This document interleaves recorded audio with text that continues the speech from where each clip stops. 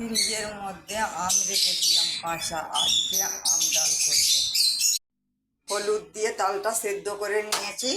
এবার আমগুলো ফ্রিজ থেকে বার করে ভালো করে ধুয়ে এর মধ্যে দিয়ে দিলাম। একটা সিটি পড়ে গেলে আপনাদেরকে আমি দেখাবো।